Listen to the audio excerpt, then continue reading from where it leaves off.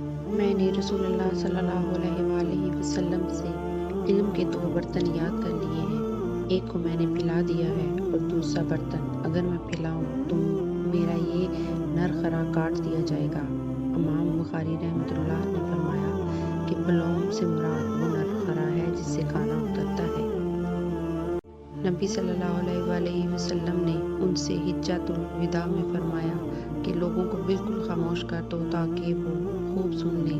پھر فرمایا، لوگوں میرے بعد پھر کافر مت ہو جانا کہ ایک دوسرے کی گردنیں مارنے لگو۔ ایک شخص رسول اللہ صلی اللہ علیہ وآلہ وسلم کی خدمت اقدس میں حاضر ہوا اور اس نے عرض کیا کہ یا رسول اللہ کی راہ میں لڑائی کی کیا صورت ہے؟ کیونکہ ہم میں سے کوئی غصہ کی وجہ سے اور کوئی غیرت کی وجہ سے جنگ کرتا ہے۔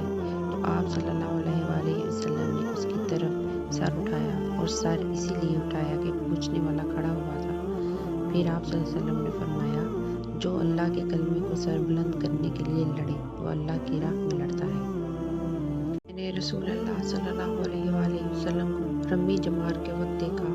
آپ صلی اللہ علیہ وآلہ وسلم سے پوچھا جا رہا تھا تو ایک شخص نے عرض کیا، یا رسول اللہ، میں نے رمی سے قبل قربانی کر لی ہے۔ آپ صلی اللہ علیہ وآلہ وسلم نے فرمایا، اب رمی کر لو، کچھ حرج نہیں ہوا۔ دوسرے نے کہا، یا رسول اللہ، میں نے قربانی سے پہلے سر منڈوا لیا۔ آپ صلی اللہ علیہ وآلہ وسلم نے فرمایا، اب قربانی کر لو، کچھ حرج نہیں۔ اس وقت جس چیز کے بارے میں جو کچھ آگے پیچھے ہو گئی تھی آپ سے پوچھا گیا، آپ صلی اللہ علیہ وسلم نے یہی جواب دیا، آپ اب کر لو، کچھ حرج نہیں۔ ایک مرتبہ میں نے رسول اللہ صلی اللہ علیہ وآلہ وسلم کے ساتھ مدینہ کے کھنڈرات میں چل رہا تھا اور آپ کھجور کی چھڑی پر سہارا دے کر چل رہے تھے تو کچھ یہودیوں کا ادھر سے گزر ہوا۔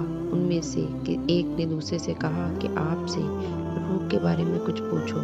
ان میں سے کسی نے کہا، مت پوچھو، ایسا نہ ہو کہ وہ کوئی ایسی بات کہہ دے جو تمہیں ناگوار گزرے۔ مگر ان میں سے بعض نے کہا کہ ہم ضرور پوچھیں گے۔ پھر ایک شخص نے کھڑے ہو کر کہا، اے ابو قاسم، روح کیا چیز ہے؟ آپ صلی اللہ علیہ وآلہ وسلم نے خاموشی اختیار فرمائی۔ میں نے دل میں کہا کہ آپ پر وحی آ رہی ہے، اس لیے میں کھڑا ہو گیا۔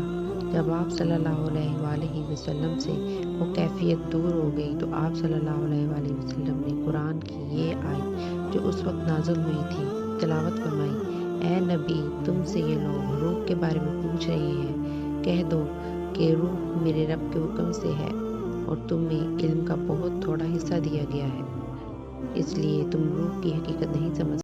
حضرت عائشہ رضی اللہ عنہا تم سے بہت باتیں چھپا کر کہتی تھی، تو کیا تم سے کعبہ کے بارے میں کچھ بیان کیا؟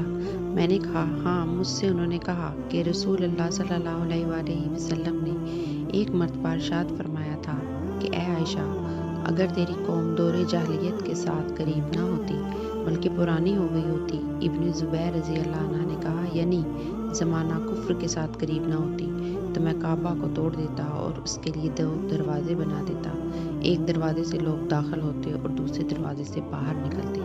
بعد میں ابن زبیر نے یہ کام کیا۔